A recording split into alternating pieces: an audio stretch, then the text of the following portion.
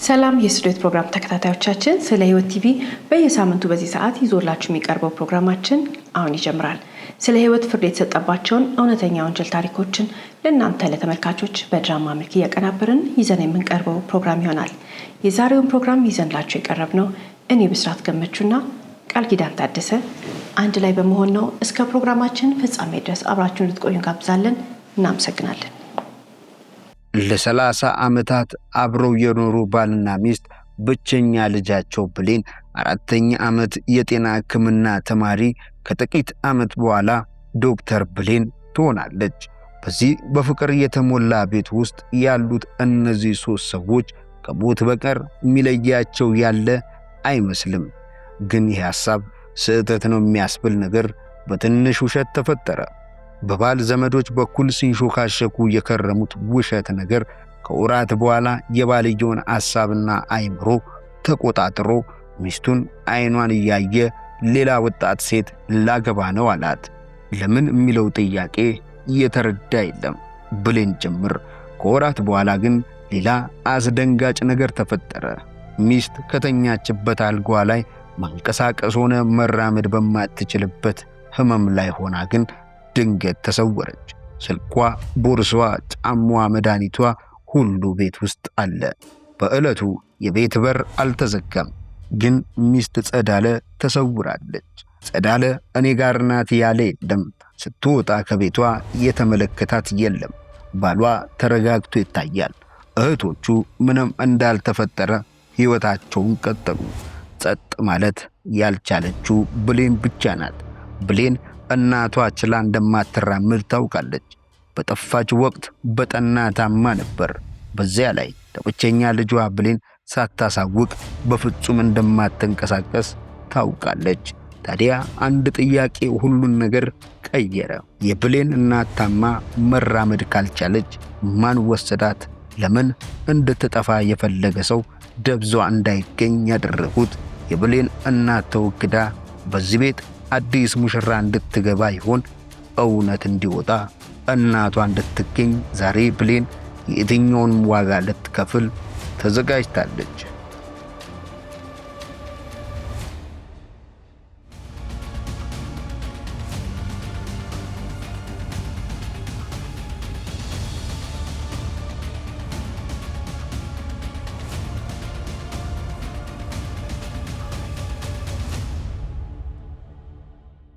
ለ30 ዓመታት እናትና አባቷ በፍቅር የኖሩበት ቤት አኩርፋ ጥላ ከወጣች በኋላ ለ22 ቀን ሳትመለስ የቆየችው ብሌን በዚህ ቀን ቤት ለመሄድ የወሰነችው ሰግታ ነበር።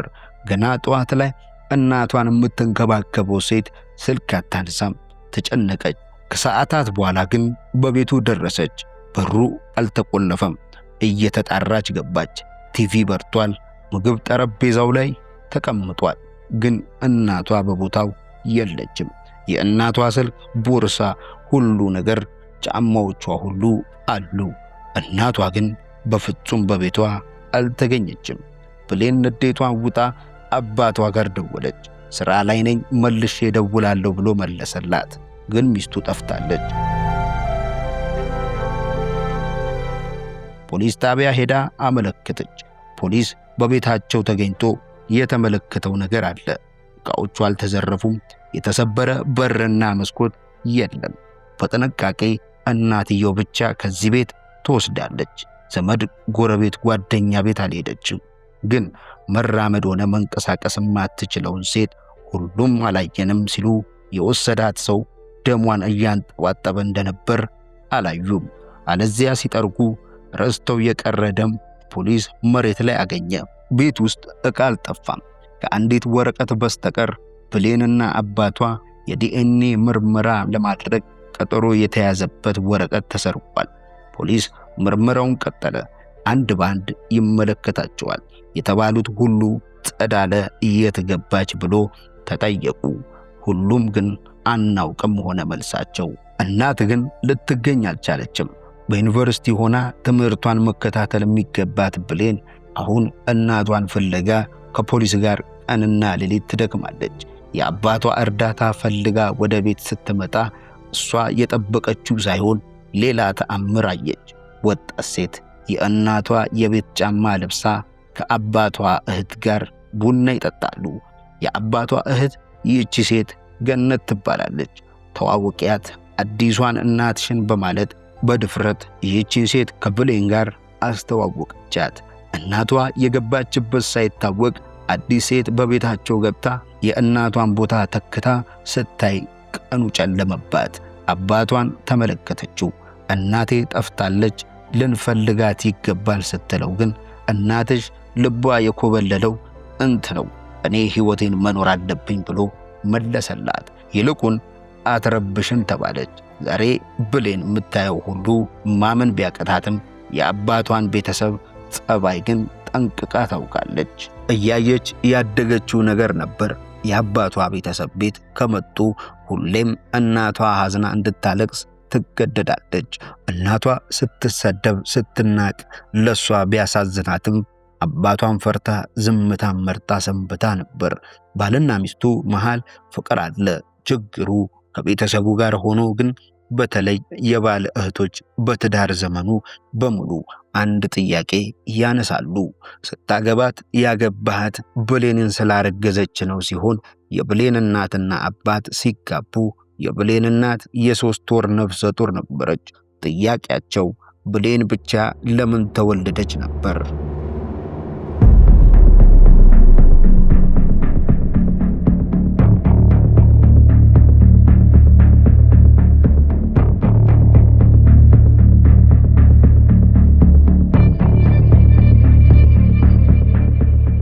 ባልና ሚስት እንግዲህ አብረው የኖሩት ከ30 ዓመት በላይ ይሆናል። ታዲያ በዚህ በትዳር ህይወታቸው ውስጥ የወለዱት ወይም ደግሞ ያላቸው ልጅ አንድ ብቸኛ ልጅ ናት። እሷም ብሌን ናት። ባልየው ከዚህ በፊት የብሌንን እናት ከማግባቱ በፊት 9 ዓመታትን ከሌላ ሴት ጋር ኖሮ ነበር። ከቀድሞ የትዳር አጋሩ ጋር ወይንም የቀድሞ ባለቤቱ ጋር 9 ዓመታትን አሳልፏል ስንል ደግሞ በዛ 9 ዓመት ውስጥ ልጅ አልወለደም።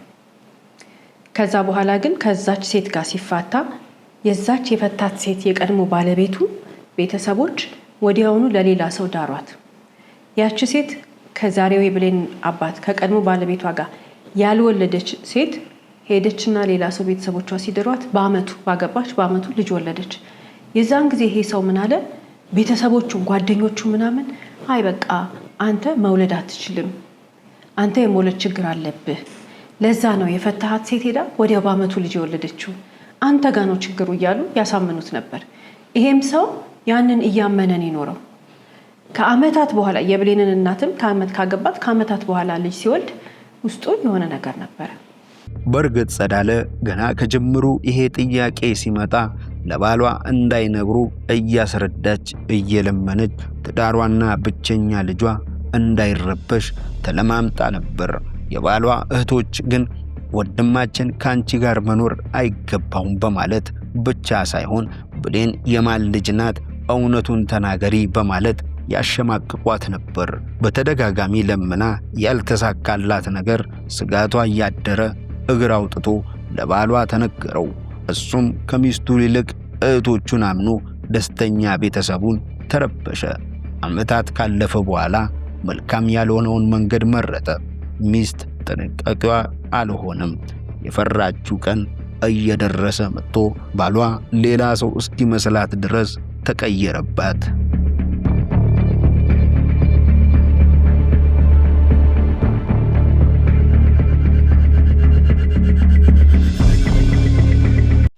የባል ቤተሰቦች እንግዲህ በጣም እንዲያመን አድርገውታል። ኃይለኛ ጥርጣሬያቸውን ነው አይምሮ ውስጥ ሲረጩበት የነበረው።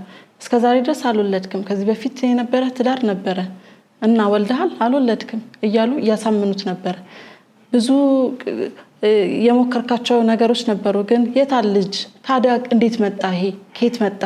ስለዚህ ብሌን ያንተ ልጅ ልትሆን አትችልም ብለው በግድ እንግዲህ ሊያሳምኑት ሞከሩ ማለት ነው። ታዲያ ብሌን ልጅ አይደለችም ብሎ አይምሮ እንግዲህ እየተቀበለ ሄደ ማለት ነው። ብሌን ልጁ እንዳልሆነች ማመን ብቻ ሳይሆን ምን ሆነ? ይሄ ሰው ከብሌን ጋር ያለው ግንኙነት ከቀን ቀን እየቻከረ ከቀን ቀን እየተበላሸ ፊት እየነሳት ከልቡ ከውስጡ ልጁ እንዳልሆነች ስላሰበ ከልጁ ጋር ያለው ግንኙነት እየተበላሸ መጣ። ያ እንደ አባት የሚወዳት ያ ያሞላቀቃት ያ ስንት ነገር ያሳያት አባቷ ዛሬ ሊያያት አይፈልግም። ውስጡ የነበረው ፍቅር ወደ ጥላቻ ተቀይሯል። ብሌን የሕክምና ትምህርት መማር ስትጀምር የቆራባት አባቷ ሰላምታ ከለከላት። በአንድ ቤት 2 ማዕድ ይቀርብ ጀመር። አባትና እናት መኝታ ለዩ። ቤተሰባዊ ግንኙነት ተቋርጦ አባትና እናት መነጋገር አቆሙ። ትልቅ ጉዳት እናት ላይ የደረሰው ግን አባት ብሌን ልጄ አይደለችም፣ ይዘሻት ከቤት ውጡ ያለ ቀን ነበር።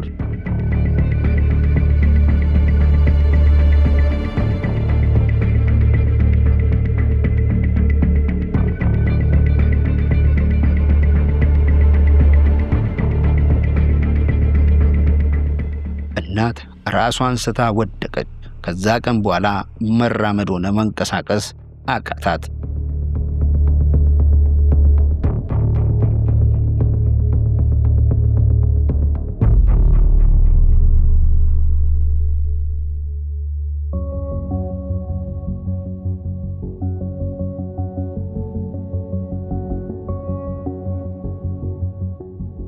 በፊት ስራ ሰርታ ከባሏ እኩል ጧት ወጥታ የምትገባው ሚስት ታማ ቤት መቀመጧ ሳያንስ በየቀኑ የሚደርስባት ጉትከታና ጭቅጭቅ ተባባሰ። ዛሬ ደግሞ ከቤቷ ጠፍታ የገባችበት ሳይታወቅ የፈለጋት ያለው ፖሊስ ስራውን በአግባቡ እየሰራ ያለው በህይወት እንድትገኝ የቻለውን ሁሉ እያደረገ ነው። ባል ግን አዲስ ትዳር መስርቶ የሚስቱን መፈጠር ረስቶታል። አዲሷ ሚስት ደግሞ ሕጋዊ ጋብቻ እንዲኖራት ጓጉታለች። ጠበቃ ተቀጠረ። ጠበቃው ቢሮ እንደተመላለሰች ቶሎ ፍቺ እንዲፈጸም ጠየቀች። ግን ጠበቃው የመለሰላት አላስደሰታትም። ሚስት በሕይወት መኖር አለመኖሯን መረጋገጥ አለበት፣ እንዲሁም በትዳር ላይ ትዳር በሚል መከሰስ ይገጥምሻል ስትባል ግን አዲሱን ባሏን የብሌንን አባት ማስጨነቅ ጀመረች። የግዴታ ሚስቱ መሆን ስላለባት የብሌን እናት ጸዳለን የሚያስታውሰው ነገር ሁሉ ከቤት ሊያጠፉ ተስማሙ። ትሙት ትኑር የማይታወቀው የብሌን እናት ከፎቶዋ ጀምሮ አልባሳቷና ዶክመንቶቿ ከቤቱ ተሰብስበው ወጡ። ይሄ ከተካሄደ በኋላ ግን አሁን ቤቱ ለአዲሷ ሙሽራ ይገባል ተባለ። የማታውቃት ሴት የእናቷን ዕቃ እንደሞተች ቆጥራ አውጥታ መጣሏ ግን ከብሌን ጋር አጣላቸው። አንድ ያገኘችው የእናቷን የባህል ልብስ ይዛ ብሌን ራሷን መቆጣጠር ተሳናት። እናቴ አልሞተችም ብትልም ሚሰማት ጠፋ። እናቷ ይህ ቤት ያንቺ ነው የምትላት ቃል ትዝ አላት። ግን ዛሬ ባለመብት ይቺ ሴት ናትና አባራት። በሩ ተዘጋባት።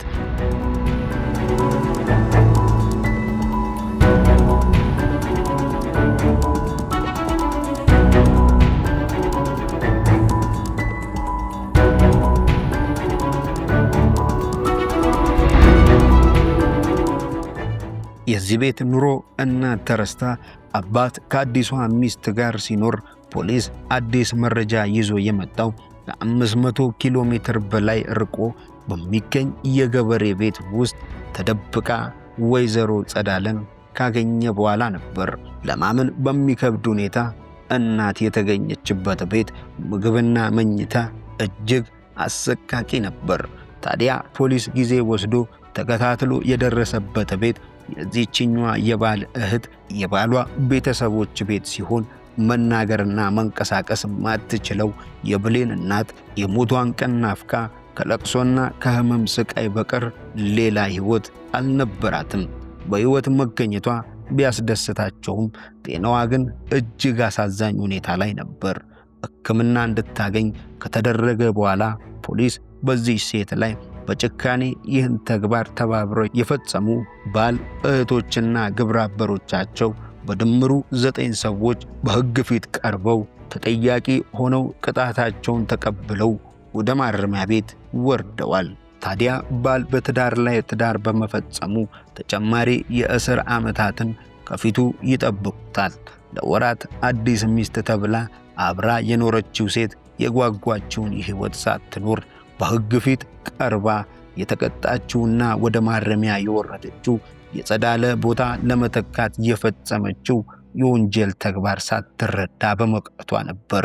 በዚህ ቤተሰብ ውስጥ ብዙ ሰዎች የብሌን እናት ላይ ጨክነዋል። ግን ጸጸት ተሰምቶት ይቅርታ የጠየቀ የለም። ትልቁን ቅጣት ያለ ጥፋቷ የተቀጣችው ብሌን ትምህርት አቋርጣ እናቷን ማፈላለግ ሲሆን ስትገኝ ደግሞ ማስታመም ተግባሯ ሆነ። ብሌን ዛሬ ትምህርት ቀርቶ እናቷን ወደ ቤት ተመልሳ በማስታመሟ ደስተኛ ናት። ግን ብሌን አንድ የቀራት ጥያቄ ነበር። አባቷ ወላጅ መሆኗ ለመሆኑን ማረጋገጥ።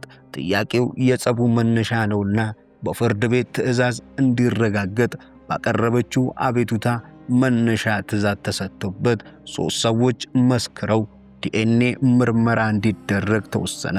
ከአባትና ከልጅ አስፈላጊው የምርመራ ግብዓት በሐኪም ተሰበሰበ። ቀኑን ጠብቆ ውጤት ላዘዘው ፍርድ ቤት ተሰጠ። ፍርድ ቤቱ አባትና ልጅ ባሉበት ብሌን የአባቷ ልጅ መሆኗን ከውጤቱ አረጋገጠላቸው። ያኔ ብቻ አባት ድንጋጤና ግራ መጋባት ታየበት። ግን ከፍርድ ቤት በኋላ ወደ ማረሚያ ቤት አመራ። የብሌን እናት ነፃ ወጣች። ደስተኛ ግን ሊሆኑ አልቻሉም። አሁንም ድረስ ህመሟን እያስታመመች በተፈጠረው ሁሉ ግራ ተጋብታ ሕይወቷን ቀጠለች። የብሌን እናትና አባት ከብሌን ጋር ሆነው በደስታ የሚኖሩበት የሦስቱ ጎጆ በአጉል ቅናት ጥርጣሬ እንዲፈርስ ያደረጉት የባል ዘመዶች የሚያውቋቸው ሁሉ ቢወቅሳቸውም በሕግ ፊት ተጠያቂ ቢያደርጋቸውም የጠፋው ጥፋት ሊስተካከል ስላልቻለ የብሌን እናት ፍቺ ጠይቀው ቤተሰቡ ሕይወቱን በፍቺ ምክንያት ተበተኑ። ከባለ ታሪኮቻችን ተመልሰን እንግዲህ የምናነሳቸው አንዳንድ ሐሳቦች ይኖራሉ። ከነዛም መሃል እንግዲህ በትዳር መፍረስ ወይም ደግሞ በቤተሰብ መበተን አንደኛው ሪዝን የሚሆነው እርስ በርስ ያለመተማመን፣ የሆኑ ችግሮች ሲኖሩ እርስ በርስ ያለመነጋገር፣ በግልጽ ያለመወያየት ነው። እሱ አንደኛ ሐሳብ ነው። እርስ በርስ ካለመወያየታቸው፣ እርስ በርስ ካለመተማመናቸው የተነሳ ያቺ ክፍተት ወይም ያቺ ቀዳዳ ምን ትሆናለች? ሌላ ሰው ወይም ሶስተኛ ወገን ወይም ደግሞ ሶስተኛ ሰው በሚያወራው ወሬ በሚያስቀምጠው የውሸት ሐሳቦችም ሊሆን ይችላል እድል ያገኛል ማለት ነው፣ ክፍተት ያገኛል ማለት ነው። ስለዚህ አንደኛው ሶስተኛ ወገን መጣ አልመጣ ምናምን አይደለም። መጀመሪያ እነሱ ተግባብተዋል ወይ፣ መጀመሪያ እነሱ ኦፕን ሆነው ያላቸውን ቅራኔ ፈተዋል ወይ የሚለው ሐሳብ ልናሰምርበት ይገባል ማለት ነው። የሆነ ችግር ካለ እሷ ጋር ከሆነ ችግሩ እንደዚህ አድርገሻል፣ ግልጹን መነጋገር፣ እሷም እሱ ላይ ችግር ካለባት ይሄን ነገር ፊል አድርጌያለሁ ወይ ደግሞ እንደዚህ አይነት ጥርጣሬ አለብኝ ብለው በጠረጴዛ ዙሪያ እነሱ ብቻቸውን የሚፈቱት ሐሳብ ነው። ግን አንዳንድ ጊዜ ምን ይሆናል? ወይ ያፍሩና ወይ ይፈሩና ግልጽ መነጋገር ይደብቃሉ ወይ ዝም ይላሉ። ያቺ ዝምታ ምን ትሆናለች? አንደኛ ብቻቸውን ሆነው የሚሰለሰሉበት ጊዜ አለ። ያ ታዲያ ክፍተት ይፈጥርና ሶስተኛ ሰው በቀላሉ ገብቶ የራሱን አይዲያ ለማስቀመጥና ሐሳባቸውን ሽፍት ሊያደርጉ ቤተሰብ ሊበትኑ ምክንያት ይሆናል ማለት ነው። ስለዚህ ቀላል ይሆንላቸዋል እነሱ እንዲገቡ። እነዚህ ሰዎች እንግዲህ ቤተሰብ ሊሆን ይችላሉ። በተለይ ደግሞ አማቾች የሚባሉ ሰዎች በጣም ከባድ ነው። አንዳንድ ጊዜ ራቅ ብሎ መኖር ጥሩ ነው። ባል ሚስት ካገባ በኋላ ወይም ደግሞ ቤተሰብ ከመሰረተ በኋላ አንድ ሰው ራቅ ብሎ መኖር ነው። መጠያየቅ ከሆነ በስልክ መጠያየቅ፣ በፕሮግራም መጠያየቅ እንጂ እንደዚህ ብዙ ጊዜ አብዛኛው ጊዜ እንደዚህ ክሎዝ መሆን አንዳንድ ጊዜ የቤተሰባዊነት ችግር የለም ዘርፉን ማብዛት ነው። ወይ ደግሞ ብዙ ነገር ሼር እናደርጋለን ወይ አንዳንድ ፕሮብሌሞች ካሉ ይቀሉልናል ምናምን የሚባል አንዳንድ ሐሳቦች ሊኖሩ ይችላሉ። ግን አይደለም፣ ጉዳቱ ይመስናል። ስለዚህ ራቅ ብለው ቢኖሩ እነዚህ ልጆች ራሳቸውን ችለው እነዚህ ቤተሰቦች ራሳቸውን ችለው ፕሮብሌም ካለባቸው ራሳቸውን ቁጭ አድርገው ተነጋግረው ሊፈቱ ይችላሉ። ቅርብ በሆኑ ቁጥር ለቤተሰቦቻቸው ቅርብ በሆኑ ቁጥር ምን ይሆናሉ? ኃላፊነታቸውን እነሱ መወጣት የሚገባቸውን ኃላፊነት ለእናቶቻቸው ወይ ደግሞ ለአማቶቻቸው ይጥሉና እነሱ በቀላሉ ወደ ጓዳቸው ይገባሉ። እንደዛም ሆኖ መረዳዳቱ ጥሩ ሆኖ ሳለ ግን የሚያስከትለው ጉዳት በጣም ከባድ ነው። ልክ እንደ ዛሬ ባለ ታሪካችን እንግዲህ በማያገባቸው ነው እንግዲህ ገብተው እውነተኛ የነበረውን ነገር ሐሰት እንደሆነ አድርገው ትልቅ ቤተሰብ እንግዲህ ነገ እቺ ልጅ እንግዲህ አድጋ ብዙ ነገር መሆን የምትችል እንደዛ አይነት ጥርጣሬ አይምሮ ውስጥ ተፈጥሮ ሳይኮሎጂካሊ እንድትጎዳ ምክንያቶች ሆነዋል ማለት ነው። ስለዚህ ሶስተኛ ወገን በቤተሰብ መሃል ጣልቃ እንዲገባና ጉልበት እንዲያገኝ የሚያደርጉት ባልና ሚስቶች ናቸው። ጥርጣሬ ሲኖር ነው። ያንን ጥርጣሬ የሚያስወግዱት ደግሞ ቁጭ ብለው ሲነጋገሩ በግልጽ ፕሮብሌማቸውን ሲፈቱ ያንን ብሎክ ማድረግ ይጀምራሉ። አንሰማም ማለት ይጀምራሉ። እዚህ ጋር ግልጽ እያወሩ እስከሆነ ድረስ እዛ ጋር የሚመጣው ወሬ ክፍተት ሊሰጡት አይችሉም ማለት ነው። ሌላው የዛሬ ባል ታሪኮቻችንን ስንመለከት የምንታዘበው ነገር አለ። ባልየው ቁጭ ብሎ ሚስቱ ስትታማለት ልጁ ስትታማ ይሰማል፣ ይቀበላል፣ ያምናል። ወደ ውስጡ ያስገባና ሄዶ ያንን የሰማው ነገር የሚፈጥርበትን የመረበሽ ስሜት ሐዘኑ፣ መከፋቱ፣ መቆጣቱን በሌላ መንገድ ሚስቱና ልጆቹ ላይ ወይንም ብሌን ላይ ይገልጻል። ሚስቱና ልጁ ላይ ይሄ በጣም ከባድ ነገር ነው። አንዳንድ ጊዜ ሰው ቁጭ አርጎን ምን ቢደፍረን ነው ምን ቢንቀን ነው ማለት ምን አስቦ ነው ሰው መጥቶ ቁጭ ብሎ ለሰው ሚስቱን የሚያማለት ባልን የሚያማው ልጆቹን የሚያማለት ሰው መረጃ ሊነግረን ይችላል። የተለያየ ነገር የተለያየ አይነት ነገር አለው አስፈላጊ የሆነ ነገር ብለን የምናስበው። በምንም ተአምር ግን አንድ ሰው የመጀመሪያ ጊዜ ስለ ሚስቱ ተወራለት ወይንም ስለ ባሏ ተወራላት፣ ሁለተኛ ጊዜ ለምንድን ነው የሚሰማው? ሶስተኛ ጊዜ ለምንድን ነው የሚሰማው? የመጀመሪያውንስ ጊዜ ለምን ያንን ሰው አፉን አላዘጋውም? ሚስቴን አታማም ባሌን አታማልኝም ብሎ ሰዎች ለምንድን ነው የማያስቆሙት? በጣም እኮ ትልቅ ድፍረት ነው። መረዳት አለብን። አንድ ሰው መጥቶ ሚስትን የሚያማ ከሆነ ባልን የሚያማ ከሆነ ልጆቹን የሚያማለት ከሆነ ወይንም ለሚስትም እንደዛው ስለ ልጆቿና ስለ ባሏ መጥፎ ነገር የሚነግሯት ከሆነ ማለት ያለባቸው አንድ ነገር አለ። ያ ሰው ለምንድን ነው ሰላማዊ ህይወቴን ሊነጥቀኝ የፈለገው ብለን ነው ማሰብ ያለብን። ለምንድን ነው ቤተሰቤን ሊረብሽ የፈለገው? ለምንድን ነው ይሄ ሰው ከደና ህይወቴ ሊያስወጣኝ ያሰበው ብለን ነው ማሰብ ያለብን እንጂ ሌላስ ብሎ ጆሮ መስጠት ዋጋ ያስከፍላል።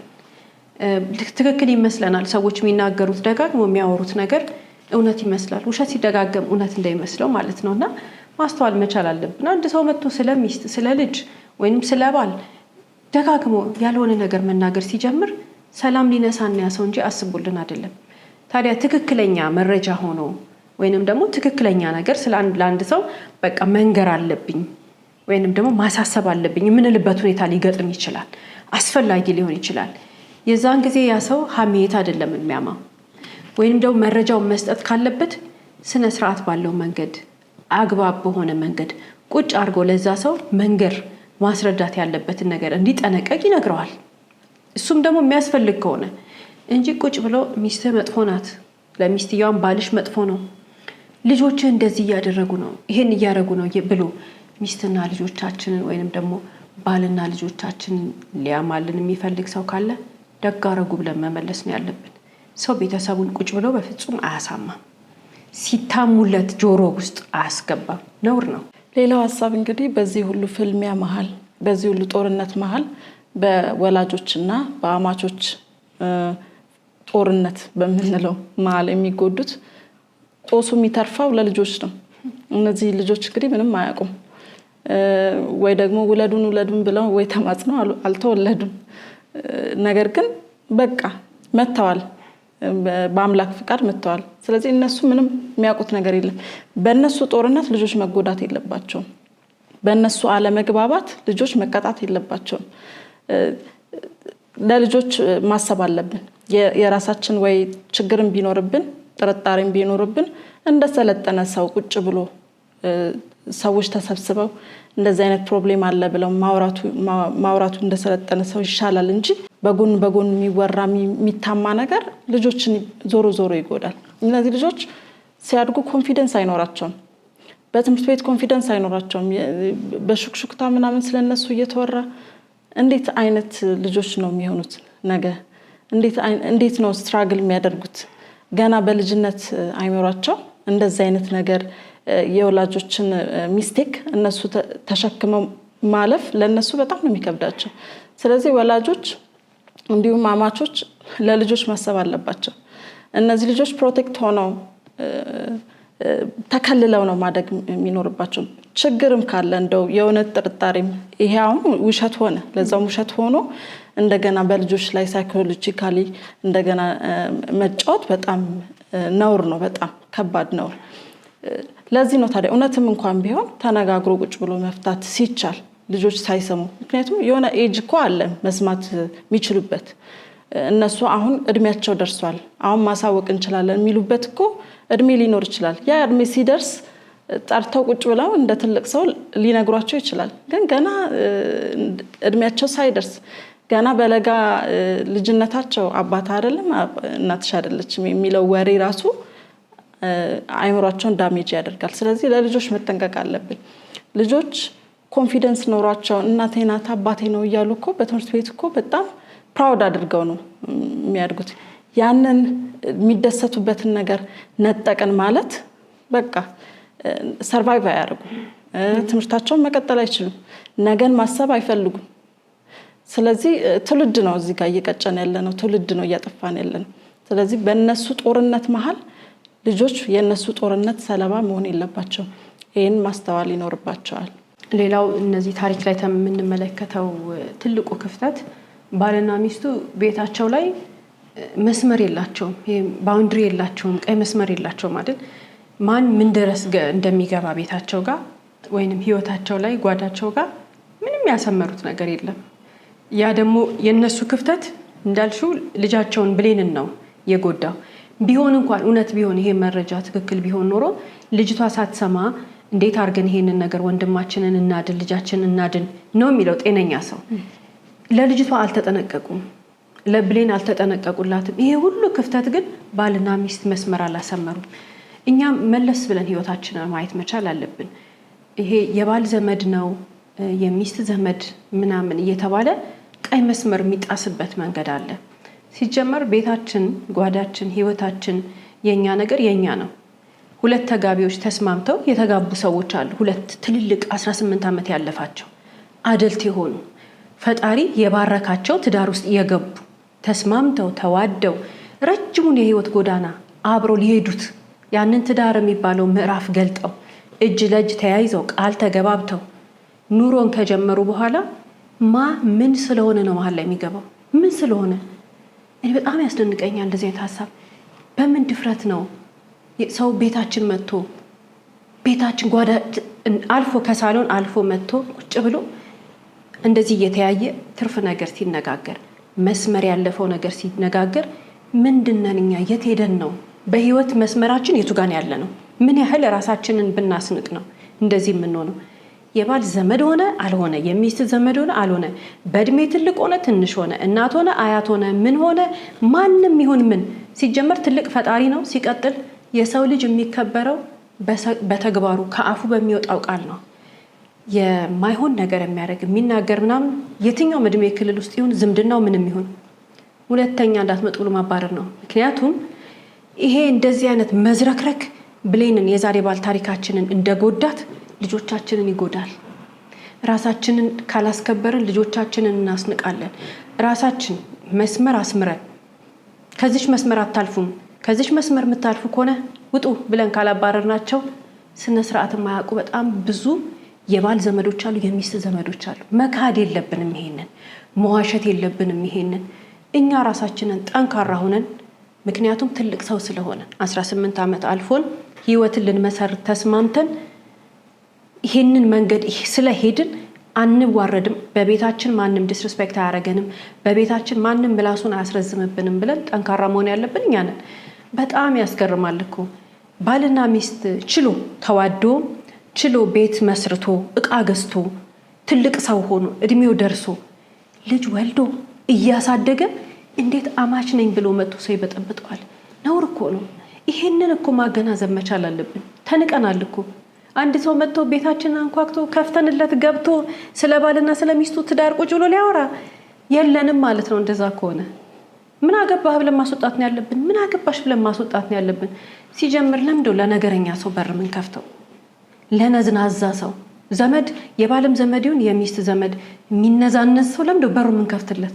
ህይወታችን እኮ የተከበረ ነው። ቤታችን፣ ቤተሰባችን፣ ትዳራችን፣ ሪሌሽንሺፖቻችን፣ ልጆቻችን እኛ ችለን በቃ ፈጣሪ እኮ ረድቶን አግዞን እኮ ነው ስራ ሰርተን ተቻችለን ኑሮን የሚያክል ነገር አሜን ብለን ተቀብለን የህይወትን ውጣ ውረድ እየወጣን እየወረድን የሆነ ሰው መጥቶ በራሳችን ሶፋ ላይ ቁጭ ብሎ ሚስትህ እንዲህ ናት፣ ባልህ እንዲህ ነው፣ እውነት በሩን ከፍቶ ያን ማስወጣት ያን ሰው ከተደግሞ ለማስገባት እንደዚህ ኃይለኛ የሆነ ራሳችንን ስናስከብር ሰዎች አንገታቸውን ሰበር አድርገው ቤታችን ገብተው ሰበር አድርገው ነው የሚወጡት። ሞኝ ከሆንስ አጉል የምንቅለሰለስ አይ አባት አይደል እንዲህ አይባልም፣ እናት አይደል እንዲህ አይባልም፣ ታላቅ እህቴ ናት፣ ታላቅ ወንድሜ ነው።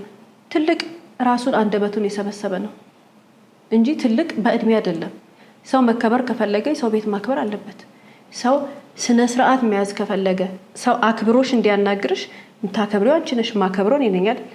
መናቅ የፈለገ በሰው ቤት ሄዶ ምላሱን አስረዝሞ ይናገራል። በተለይ በዚህ ደግሞ ጥቃት የሚደርስባቸው ሴት እህቶቻችን ናቸው። እንደ ዛሬ ባል ታሪኮቻችን ሴት እህቶቻችን ጠንካራ መሆን አለባቸው። ለሴት ልጅ ኑሮ በጣም ከባድ ነው። ህይወት በጣም ከባድ ነው። የህይወት መንገዳችን ራሱ በጣም ከባድ ነው። የምናልፍበት የህይወት መንገድ ራሱ ቀላል አይደለም እና መረዳት ያለብን ነገር አለ። የባል ዘመድ መጥቶ ሴት እህቶቻችንን የሚያንገላታ የሚያጎሳቁል የማይሆን ንግግር ምናምን ከተናገረ መፍራት የለባቸው ወይንም ካሏቸው ምንም መሳቀቅ የለባቸው። አንገታቸውን ቀና አድርገው በድፍረት ማስቆም አለባቸው። እንደዛ የሚናገራቸውን ሰው ዲስሪስፔክት የሚያደርጋቸውን ሰው ክብራቸውን ሴትነቷን የማያከብር ሰው የተቀመጠችበትን የሚስትነት ወንበር የማይቀበልና የሚያሳንሳት ከሆነ አንድ ሰው የባሏ ዘመድ ሆኖ ሴትም ይሁን ወንድ የቅርብ የሚሆን የሩቅ ምንም ይሁን ወላጆቹም ይሁኑ መጥተው የሷን ሰውነት የሷን ሴትነት የሷን ቫልዩ ካልተረዱ እኔ እኮ ጎበዝ ነኝ፣ እኔ እኮ ጠንካራ ነኝ፣ እኔ እኮ እንደዚህ ነኝ ብላ ራሷን ማስረዳት አይጠበቅባትም። ህይወቷ እሱን ይገልጻል። ነገ ማንነቷ እሱን ይገልጻል። እሷ ማድረግ ያለባት አንድ ነገር ምንድነው? ካልተከበረችበት ቦታ ወይ ከዛ ቦታ መውጣት ነው ወይ እነሱ ማስወጣት ነው። ሁለት ነው ምርጫ። ማስወጣት ነው ያለባት። መልካም ባሏን ማጣት የለባትም። አይ ካለች ወይ ደግሞ ያ ሰው ሊያስከብራት የማይችል ከሆነ ግን እነዛ መከባበር የማያውቁት ሰዎች ተያይዘው መሄድ ነው ያለባቸው። የምንናቅበት ቦታ አንቀመጥም። ህይወታችን እንደዛ አይደለም። ሁላችንም ትርፍ እድሜ የለንም ባንክ የተቀመጠ። ዛሬን ኑሮ የሚፈትነን ይበቃል። ሴት ልጅ በየቀኑ ኑሮ ዓለም በራሱ ብዙ ነገር ነው ያለው። ለሴት በጣም ትልቅ ነገር ትልቅ ኃላፊነት አለብን። በዕለት ተዕለት ህይወታችን ተግተን የምንኖርለት ህይወት አለን። 24 ሰዓት አይበቃንም። ስንሰራ፣ ልጅ ስንንከባከብ፣ ቤት ውስጥ ያለ ነገር ስናስተካክል፣ ለህይወታችን ስናስብ ብዙ እንደክማለን። ይሄ ሁሉ የህይወት ውጣ ውረድ እያለብን እንደገና እዛ ጋር ራሱን መሰብሰብ ያቃተው ሰው ልንሰበስብ አንችልም። እኛ ሲጀምር ሰዓት የለንም። እየመጡ የሚያወሩ እንደዚህ አይነት ቀልድ ሴት ልጅ መቀለድ የለባትም። ይሄ ቀልድ ነው። ድሮ እናቶች ዋጋ የከፈሉት አያቶች ዋጋ የከፈሉት ይበቃል። በዚህ ጊዜም ከዚህ በኋላ ይሄ የባል እናት የባል አባት በሚል ጣጣ ዋጋ የምትከፍል ሴት መኖር የለባትም። ይሄንን ግን ስትከፍል በዚህ በባሏ እናትና አባት በባሏ እህት ወንድም ምናምን ሀዘን ላይ ሆና ዋጋ ስትከፍል ሴት ልጅ ከተገኘች ሙሉ ኃላፊነት የራሷ ነው። ፈልጋ ነው የተናቀችው፣ ፈልጋ ነው የተሰደበችው፣ ፈልጋ ነው እየተሰቃየች ያለችው። ታዲያ ምን ታርግ? ታባራቸው። የማያከብራትን ሰው ማባረር ነው ያለባት። ርህራሄ መኖር የለበትም። ደፋር በደንብ ራሷን አውቃ ቆፍጠን ብላ የምታስቆም ሴት ምንም አትሆንም። ፈሪ የዋህ ይሄ የብዙ ነገር ያልሆነ ነገር ተጽዕኖ ያለባት እናት ወይንም ሚስት ነች ዋጋ የምትከፍለው። መጨረሻ ላይ ይሄ ሁሉ ነገር ከሆነ በኋላ ብትችልም ባትችልም አያከብሯትም። ምክንያቱም ማክበር ነው ማያውቁት። ብትችልም ባትችልም እሺ ብትልም ያሏትን ነገር ብታረግም አይቀበሏትም። ምክንያቱም እሷ አይደለችም ችግሩ የራሳቸው ጭንቅላት ነው። ይሄንን ማስተካከል ኃላፊነት የለባትም። የሴት ልጅ ኃላፊነት የራሷን ኃላፊነት በአግባቡ መወጣት ብቻ ነው። ህይወቷን በአግባቡ መምራት፣ ማድረግ ያለባትን ነገር ታረጋለች። ፈጣሪንና ህግን ፈርታ መስመሯን ጠብቃ ትኖራለች። ከዛ ውጭ ግን ወደ ቀኝና ወደ ግራ የሚጎትታትን ግን ቻው ብላ ማባረር ነው። ሌላ አማራጭ የላትም። ሌላው ሀሳብ እንግዲህ ስለ ጠንካራ ትዳር ወይም ደግሞ ጠንካራ ፋሚሊ ብለን ስናስብ ምን አይነት ቤተሰብ ነው ብለን ስንጠይቅ አንዳንድ ጊዜ ብዙ ሰው የሚመስለው 15 ዓመት የቆየ 20 ዓመት የቆየ አመታቶች ያስቆጠረ ምናምን አይነት ትዳር ግዙፍ ምናምን ብሎ ሊያስብ ይችላል። ግን እንደዛ አይደለም። አመታቶች ስላስቆጠሩ አይደለም ጠንካራ ትዳር ማለት ወይም ደግሞ ጠንካራ ቤተሰብ ነው ማለት። ሌላው ደግሞ ምናልባት ብዙ ልጆች ሊኖራቸው ይችላል።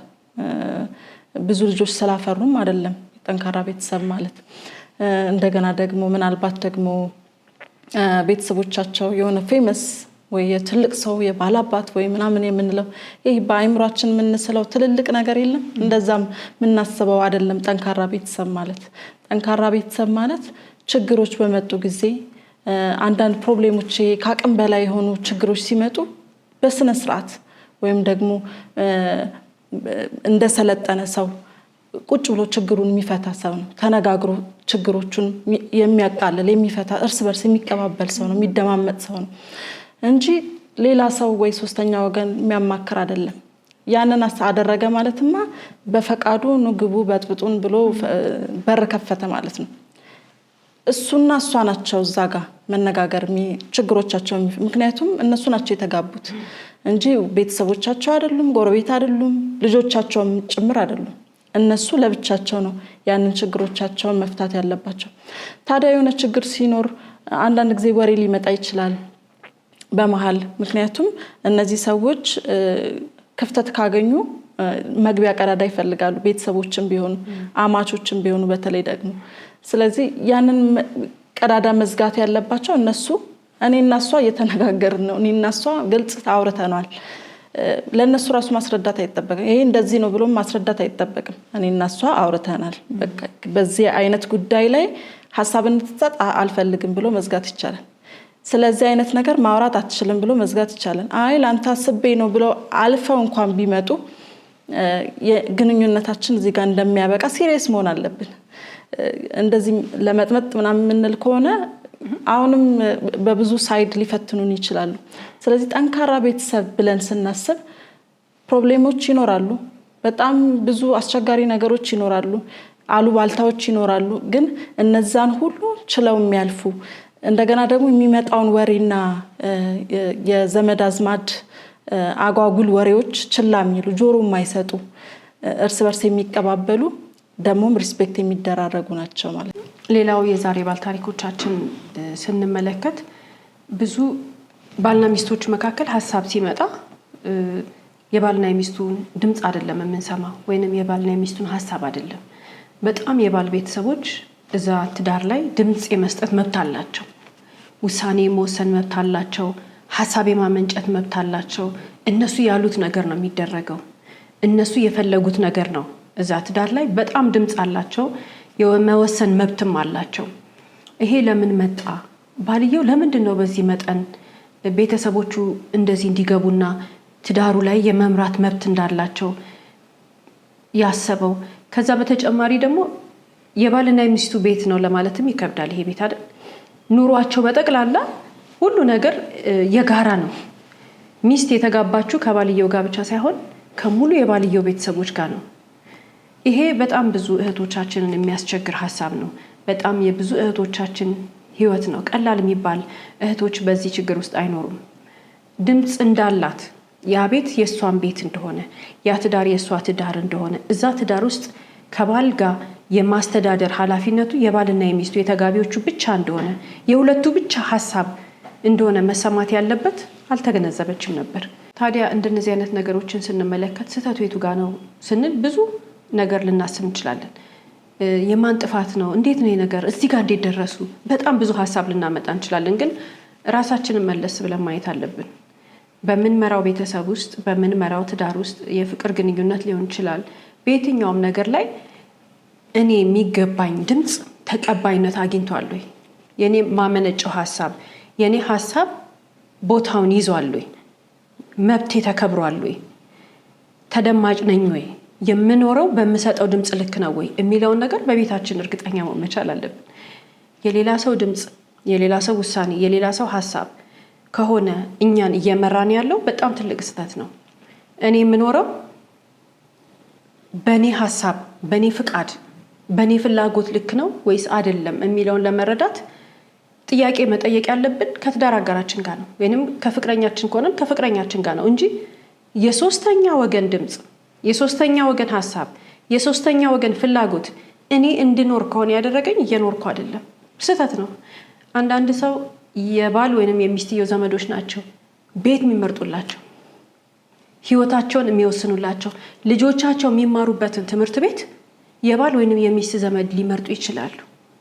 የልጆቻቸው ልደት የሚከበርበትን ሁኔታ እነዛኞቹ አማቾች በፈቀዱት ምን ስለሆኑ ለምን ተብሎ የራሳችን ኑሮ የራሳችን ነው። በቃ የኛ ሐሳብ ነው መከበር ያለበት፣ እኛ የምንፈልገው ነው መደረግ ያለበት። ይሄንን መረዳት መቻል አለብን።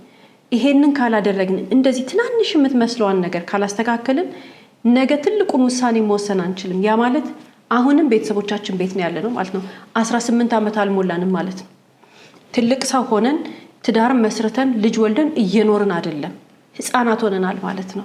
ራሳችንን መዋሸት የለብንም። አይምሯችንን ማስረዳት አለብን።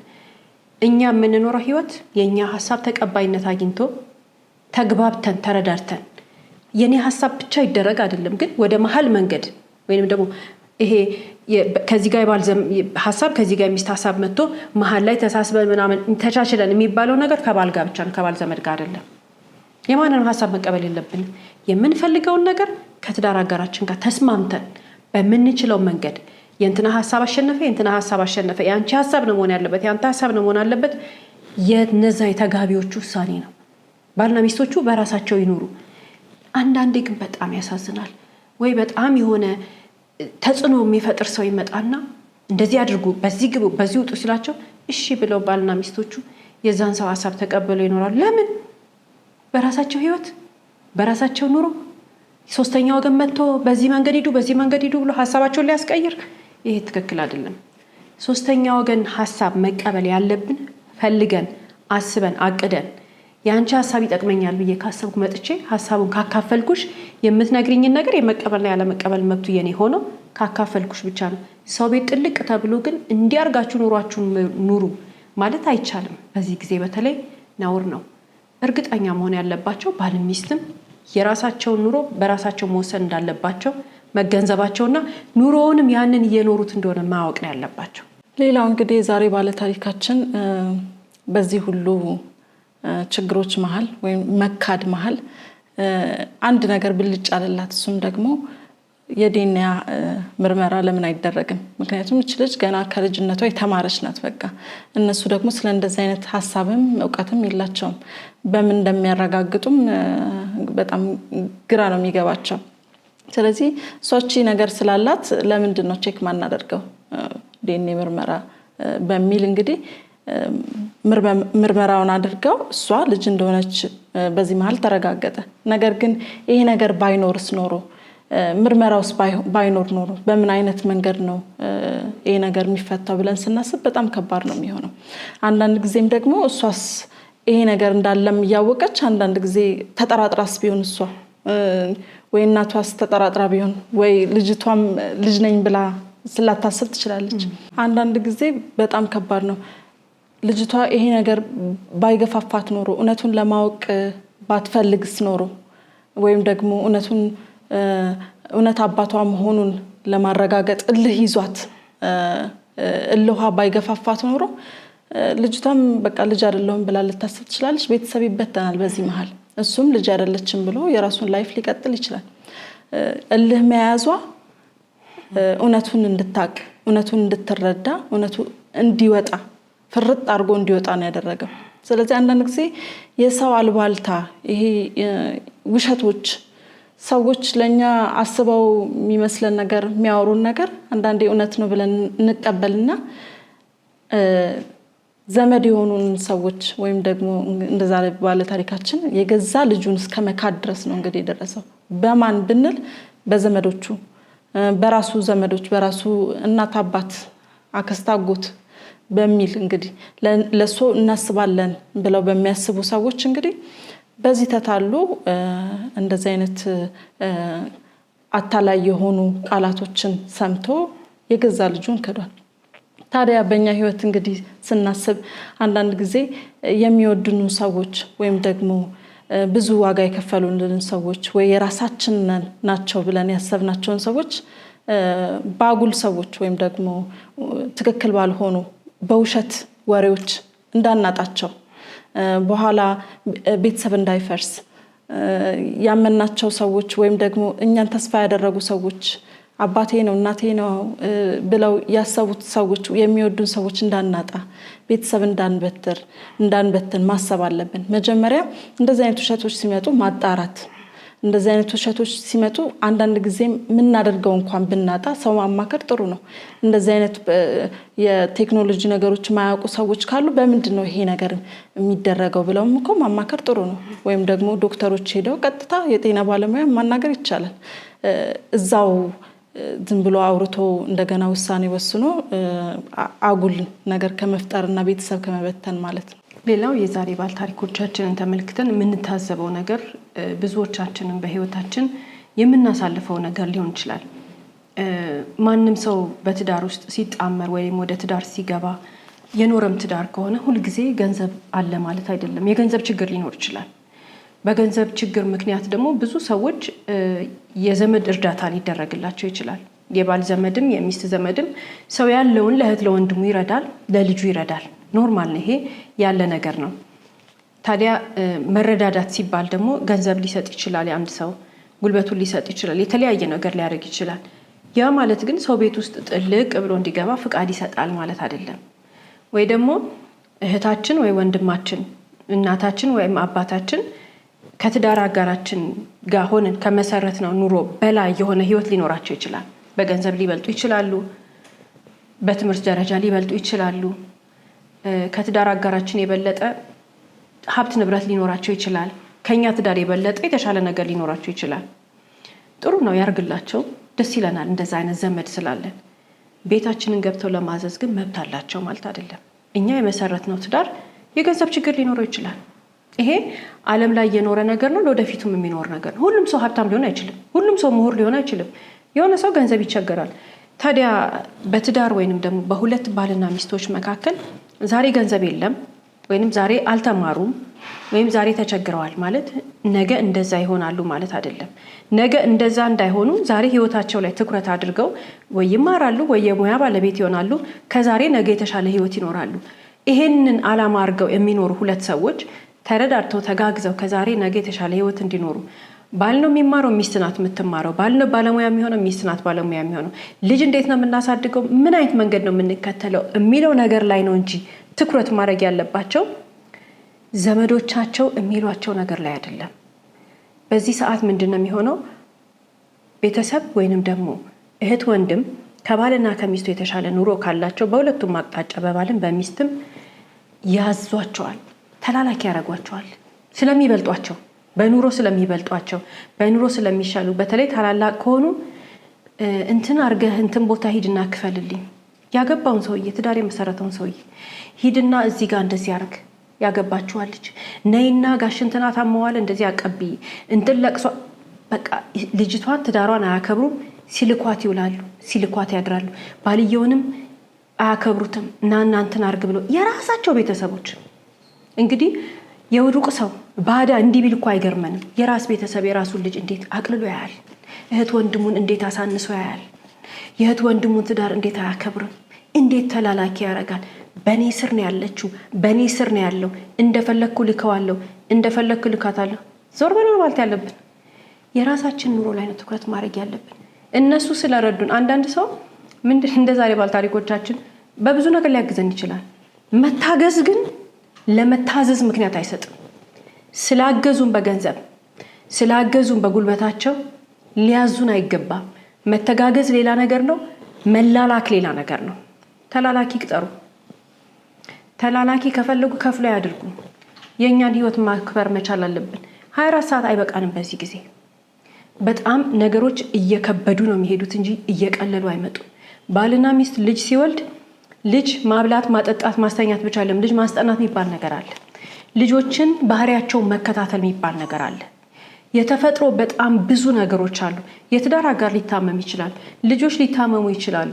ትኩረት የሚሹ በጣም ብዙ ነገሮች አሉ። በጣም በርካታ እህትና ወንድሞቻችን ምን ይሆናሉ? ልጆቻቸውን ማስጠኛ ሰዓት፣ ልጆቻቸው ማጠቢያ ሰዓት፣ ልጆቻቸው መንከባከቢያ ሰዓት፣ ለልጆቻቸው ምግብ ማብያ ሰዓታቸውን ለቤተሰቦቻቸው ሲላላኩ ይጨርሳሉ። የቤተሰብ ጉዳይ ሲያስጨርሱ ይሄ ነው ቤተሰብ፣ እዚህ ጋር ያሉት ልጆች ናቸው ቤተሰብ፣ ሚስት ናቸው ቤተሰብ። ሴቷም እንደዛ የራሳቸውን ቤተሰብ ትተው ነው ወደዚህ መምጣት ያለባቸው። ይሄ አስተሳሰብ በጣም ብዙ እህትና ወንድሞቻችንን ይጎዳል። ከዛ በኋላ በትዳር መካከል ልዩነት ይፈጥራል፣ ብዙ አለመግባባት ይፈጥራል። ከዛ በኋላ ቤተሰብ ይበተናል። መበተን የማይገባቸው ብዙ ትዳሮች በዚህ ተበትነዋል። እንደዚህ አይነት ሰው ህይወታችንን እየቀማን ነው። የልጆቻችንን ህይወት እየቀማን ነው። የምንወደውን ሰው እየቀማን ነው። እንዲህ መሆን የለበትም። ብልጥ መሆን መቻል አለብን። የኛ ሰዓት፣ የኛ ህይወት፣ የኛ ትኩረት የራሳችን ልጆች ላይ፣ የራሳችን ትዳር ላይ፣ የራሳችን ቤተሰብ ላይ ነው መሆን ያለበት እንጂ ሶስተኛ ወገን ላይ አይደለም። ሁሉም ቤቱን ይኑረው። ሁሉም የየራሱን ኑሮ ይኑር። ሁሉም የየራሱን ቤተሰብ ያስተዳድር። 24 ሰዓታችን እኩል ነው የተሰጠን። ያንን ተጠቅመን መገናኘት ባለብን ሰዓት እንገናኛለን። ጊዜ ማሳለፍ ያለብን ሰዓት ጊዜ እናሳልፋለን። አብዛኛውን ጊዜ፣ አብዛኛውን ጉልበት፣ አብዛኛውን ገንዘብ ግን የራሳችን ቤት ውስጥ ነው መፍሰስ ያለበት እንጂ ማንም ጋር አይደለም። ውድ የስለ ህይወት ቤተሰቦች፣ በዚህ አጋጣሚ በሚፈጠሩ ያለመግባባት መሃል ክርክር ሲኖር በጆሮ የሚገቡ ቃላት ጤናን አውከው ህይወትን ወዳልተገባ መስመር እንደሚወስዱ በዛሬው ባለታሪካችን ወይዘሮ ጸዳለ ተመልክተናል። ስለሆነም ለጤናችን በመጠንቀቅ ለራሳችን በማሰብ ከማይገባ ክርክርና ንትርክ እንዲሁም ንዴት በመቆጠብ ራሳችንን እናክብር እያልን የዛሬን አበቃን። እስከ ፕሮግራማችን ፍጻሜ ድረስ አብራችሁን ስለቆያችሁ እናመሰግናለን። ሳምንት በተመሳሳይ ሰዓት በአዲስ ታሪክ እንደምንቀርብ እየገለጽን እንደተለመደው በአድራሻችን አስተያየቶቻችሁን ላኩልን። እስከ ሳምንት ድረስ ቸር ሰንብቱ።